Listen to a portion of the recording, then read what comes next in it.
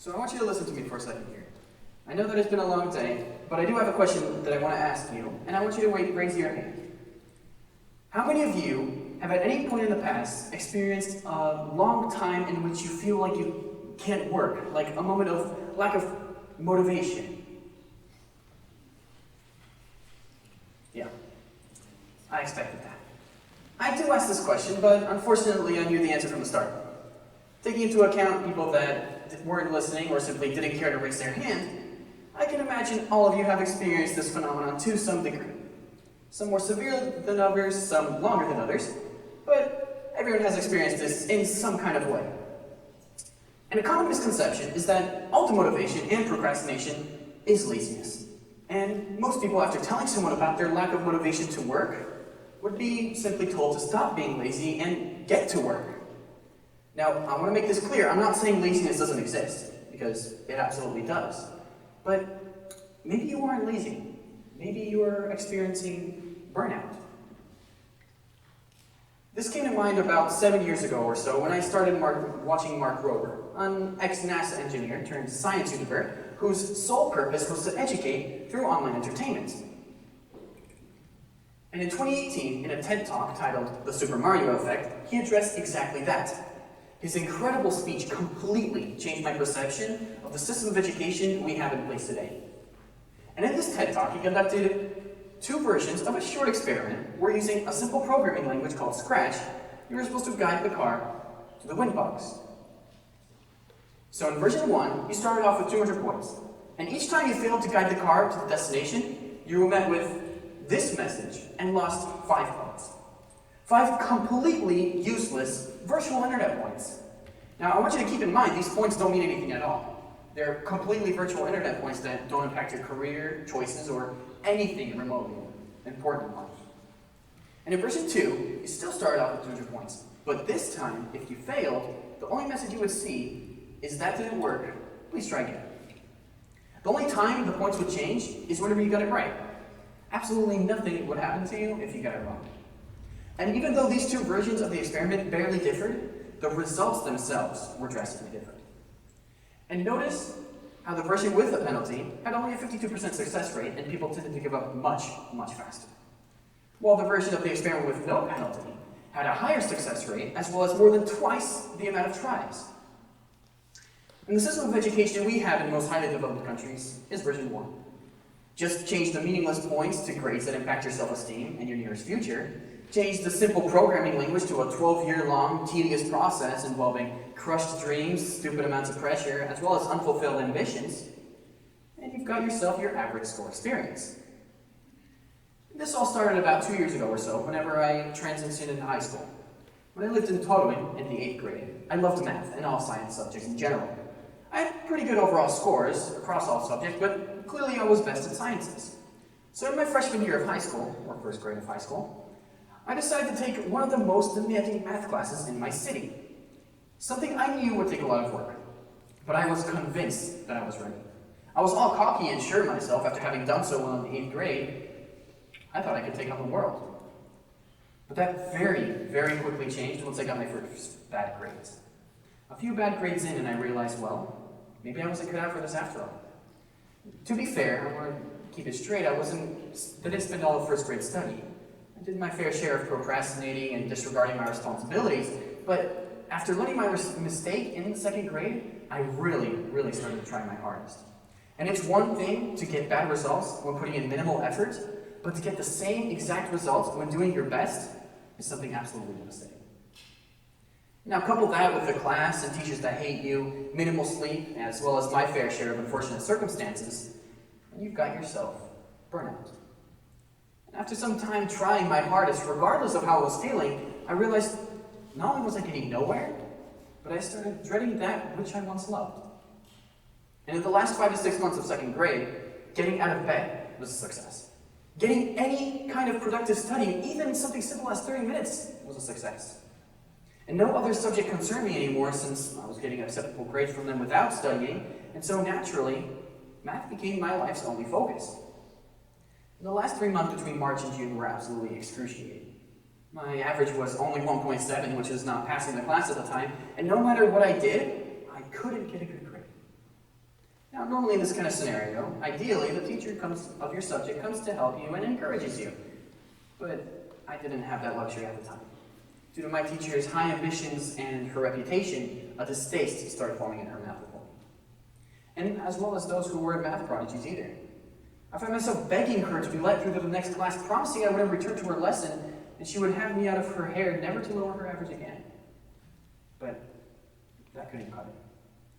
Finally, on a technicality, on the happiest day of my life in early June, I passed a class, never to see that teacher again.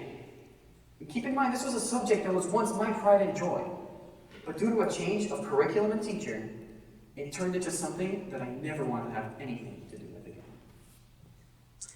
But if anyone is confused about what burnout is and what its symptoms are, here are some examples of symptoms often found in people suffering from being burnt out. And so, burnout usually starts with a prolonged time in which you feel like the time you spend every day on work that you find either mundane or dull is underappreciated, which is often followed by a sense of failure and self-doubt, loss of motivation, increasingly cynical and negative outlook on the world, and a hatred towards that which once was the highlight of your day. You may even start wanting to take your frustrations out on others, isolating yourself, maybe even procrastinating with your work so long to the point where you might even withdraw from certain responsibilities entirely. But this isn't something that only concerns you.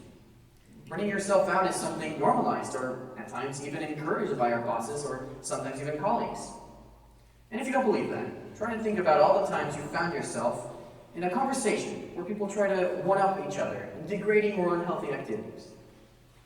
For example, imagine you're sitting at a table with a friend of yours during a long month at work or school. You say you had only gotten 4 hours of sleep at the previous night. A friend of yours says, "Wow, you must be so well rested then. I only got 2. At which point, a colleague no one really likes and no one really talks to comes in with a triple espresso in one hand and a can of Red Bull in the other, saying that he hasn't slept in days. And instead of discouraging this kind of behavior and explaining it to ourselves that it's ridiculously unhealthy, we tend to try and one-up each other to see who has the worst circumstances and most unhealthy. But this is a phenomenon so ingrained in our society, certain cultures have even adapted their language to it. And since the oil crisis of 1973, the Japanese culture shifted from normal hours of work to perceiving working over 70 hours a week as something normal and even honorable. And so on May 17th, 2021, the World Health Organization wrote an article stating that long working hours, so over 55 hours a week, can cause premature death. And they found that in 2016, 398,000 people died from stroke and 347,000 died from heart disease as a result of having worked at least 55 hours a week. Between the year 2000 and 2016, the number of deaths from heart disease due to long work hours increased by 42%, and from stroke by 19%. And this new take started with the COVID-19 pandemic, when certain jobs were moved from office work to working from home, something that can be of big help for certain people, but if overdone, can be a serious detriment to mental health due to blurring the lines between your job and your household. But Japan realized this much even earlier than the World Health Organization and have even dedicated a word for it. This word means death from overworking. But it isn't a lost cause. The Finnish system of education is regarded by many people to be the most efficient way to teach, despite lacking such simple things such as a standardized grading system. And this is exactly a real-life example of the effectiveness of version 2. And the Finnish system of education prioritizes basics. Rather than focusing on increasing test scores or dominating other countries or schools, the Finnish system of education focuses on creating a healthy lifestyle for students and even teachers. And the results just simply come naturally. Students oftentimes don't have any homework at all. They start school between 8 and 9 a.m. and finish by 2 p.m. They're also graded individually with a grading system set by their teacher, efficiently implementing version 2 of the experiment per student. And teachers also have the same status as doctors and lawyers, which increases the quality of people teaching and raising the next generation, as well as properly rewarding teachers for their work. And a teacher can make or break a student.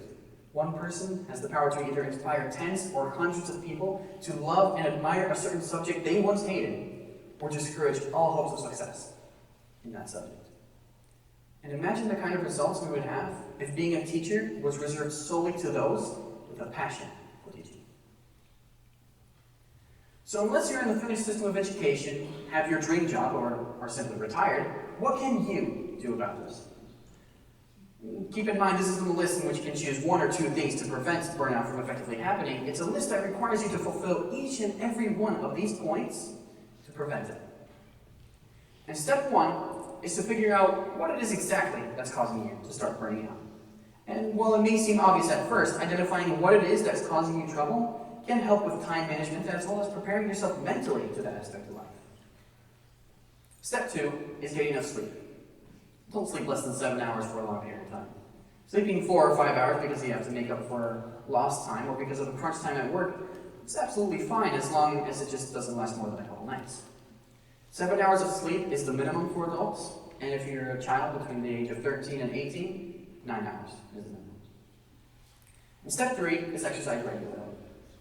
I don't mean anything elaborate, but I also don't mean your daily walk to the bus stop and back. Just make sure to have time on a slower day or simply on the weekends for some exercise. Step four is eat a well-balanced diet. I don't mean getting something prescribed to you by a dietitian, just try your best to not live off of frozen pizza every day. Step five is to dedicate some time every single day to a hobby of any kind. Ideally something that can give you a change of setting. So if you do your work in your room, try and take it somewhere else outside of your house ideally. Step six is realistically manage your time. Don't underestimate how long a project may take and eventually panic when you don't meet a predetermined deadline, forcing yourself into more crunch time. Instead, set a realistic deadline that gives you buffer room for errors, mistakes, as well as setbacks. And step seven is find what works best for you. No job, project, or grade is worth sacrificing your mental health for. It's much easier to prevent something from happening rather than to try your best to reverse its consequences. Remember, this is version 1 from the experiment, and it's the version that most systems of education use, but it's also a simple example of fear. You start trying to do better in order to not get this punishment of these 5 points, yet while pushing yourself, you start spending more time. And instead of focusing on the end goal of what you're doing, you instead focus on the consequences if you don't do them. This slide here is the reason why burnout is so common. Unfortunately, version 1 will always be around, whether we like it or not, because not having consequences for our actions is a world of anarchy. But we can try our best to lower the severity of these consequences, and it's up to you to do the rest. Instead of focusing on what you haven't done and what will happen to you because you did it incorrectly, instead focus on what you've learned from this mistake and keep going.